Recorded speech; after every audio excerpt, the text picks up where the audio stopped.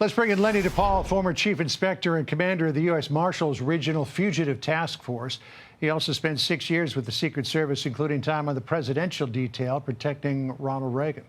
Lenny, good to have you with us today. But this would appear on the surface to be an open and shut case, but you just never know. You don't, John, and thanks for having me on. I mean, thankfully this shooter was pretty sloppy from Jump Street. I mean, as soon as you got off that roof, human instincts turned into animal instincts. He was dropping breadcrumbs the entire way. I mean, law enforcement, they did it by the numbers, thankfully. At that point, it was all about collection, John.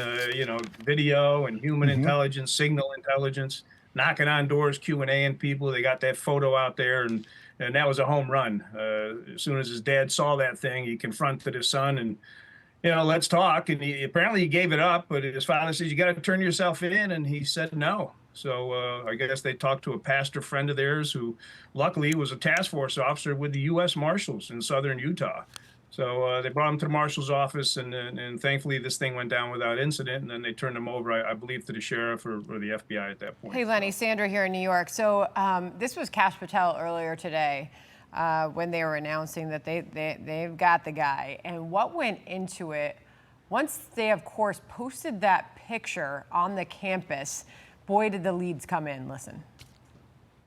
Last night, we had a total of approximately 7,000 leads. The suspect was apprehended in a historic time period. This would not have been possible without you, the media, and you, the public. That's why we went so public, so fast. And of course, what we now know was the willingness of a very close family member to come forward and say, pretty sure I know who this is. That's right, Sandra. The streets talk. You got a over $100,000 reward out there as well. But putting that photo out there, you guys did a great job. Social media was fired up. From my perspective, it was a matter of time. That puzzle was getting put together pretty quickly. The dots were being connected. People were talking. And like I said, law enforcement did it by the numbers. They did an outstanding job. So, you talk about lessons learned, particularly when it comes to security. Obviously, Ronald Reagan's shooting back in 1981 led to a whole series of security changes when it came to moving a president around. You no longer let him walk out in public. You always had a tent where the limo would come in, drop him off, and pick him up. We didn't seem to learn much, though, from Butler, Pennsylvania last year, because while we have video of the alleged assailant jumping down off of a roof, clearly he didn't jump up there.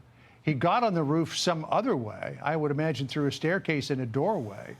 And yet after Butler, Pennsylvania, nobody thought to check the roofs, in terms of security around this incident with Charlie Kirk? Do we not learn anything, Lenny? Well, sadly, not in this incident. I mean, this was a premeditated assassination. This guy did his homework, unfortunately. He had been there before, no doubt. I mean, did he plant that rifle up there prior to? Probably not. I seen him limping around on some video, and he probably had it shoved down his pants. But, with having 6 security guards out there from the college and Charlie being who he is, I mean, you would think his detail would have probably, and again, I don't want to Monday morning quarterback anybody, but you got buildings in front of you. He's very vulnerable. He's a soft target. I would have been scratching my head a little bit if I was out there. But yeah, Ronald Reagan.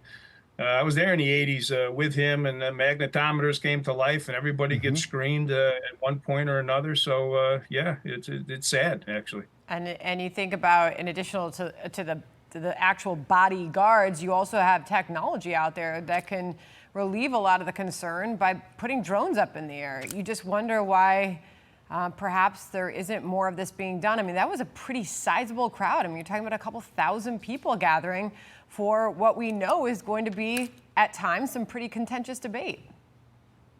Right. Drones, aviation support, K9. Let's get in there and sweep the place. Let's make it secure, lock it up. Don't let anybody in or out. Magnetometers.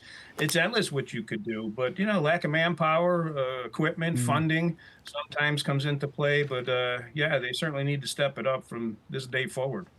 All right. Well, unfortunately, what happened on Wednesday happened. So we'll see where we go from here. But, hopefully lessons learned will be lessons learned. Lenny, thanks for being with us. Really appreciate it. Thank you both.